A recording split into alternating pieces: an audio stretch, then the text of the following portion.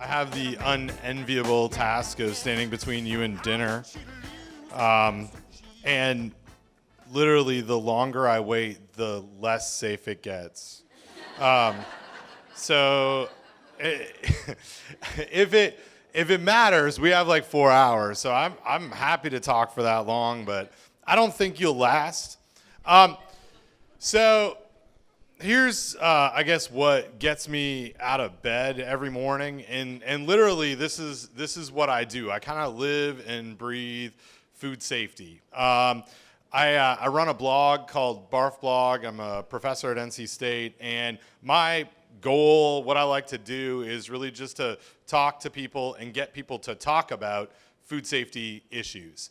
And for me, it's really one thing that I focus on when it comes to food safety, because we all have different definitions or ideas around what makes safe food. But for me, it's about bacteria and viruses that lead to illnesses. And so the slide I've got here, the most of you, and not most of you, about a sixth of you are going to get sick this year. Hopefully not tonight.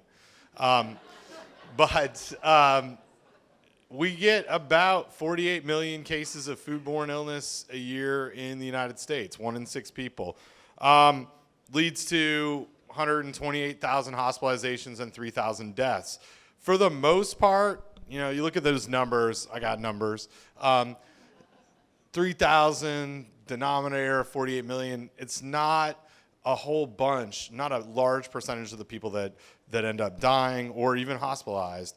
But it's enough that it really matters and gets me kind of going. That's my passion. I work with restaurants, I work with grocery stores, I work with consumers largely around food safety issues. And a lot of the things that we focus on are, what do we do to reduce the likelihood that someone's going to get sick?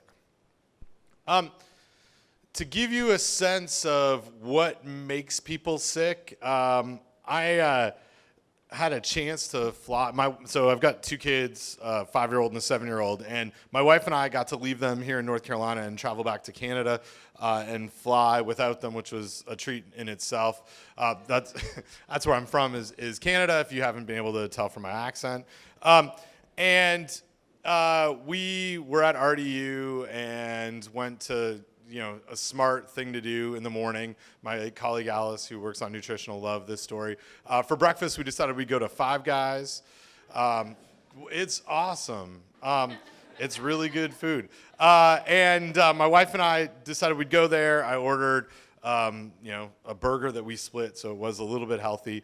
And as I was walking with our tray worth of, with 2 Diet Cokes and waiting for our burger, I found myself like parallel to the ground for a moment, and I couldn't process exactly what was going on, and I fell. And my wife, who is not always my favorite person, thought that was the greatest thing she'd ever seen, because I fell. And these Cokes went all over someone else's table, and she literally could not breathe because she was so excited about this. And so the people that I spilled the drinks on were really concerned about what happened, and they're like, "Hey, are you okay? Someone was mopping something up. That's why it was wet." And I was really pissed off. But then they said, "Should we tell them?" They were talking to each other, like, "Should we tell?" And I was like, "What else could go wrong in this situation?" And then they proceeded to tell me that why the floor was wet, because someone had vomited on the floor. And then I slipped in it, which is ironic because I work in vomit and diarrhea. And so that kind of event that happens is literally what leads to half of those 48 million cases. Something called norovirus, which this time of year is the most prevalent thing that people get sick from. I'm sure some of you probably have it right now and don't know.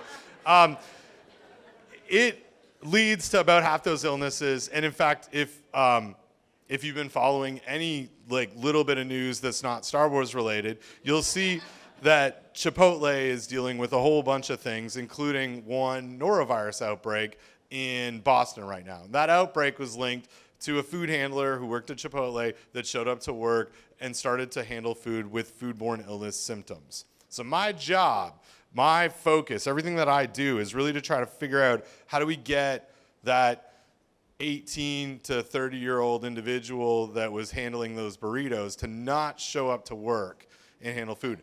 And that is, I wish it was easy.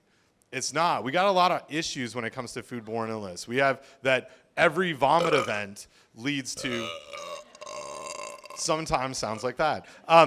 Every vomit event ends up, if you have norovirus, putting out somewhere in between 1 million and 1 billion virus particles.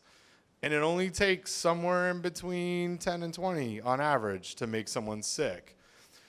And it aerosolizes, and it moves. And all of these things literally were going through my head as those individuals told me, you just slipped up in norovirus. It's one thing, that I focus on. There's lots of other things, E. coli and salmonella, and that all lead to these. But, my message for you tonight is there are lots of really great things that happen in food, and all of the things that folks are talking about are really, really, really positive and great things.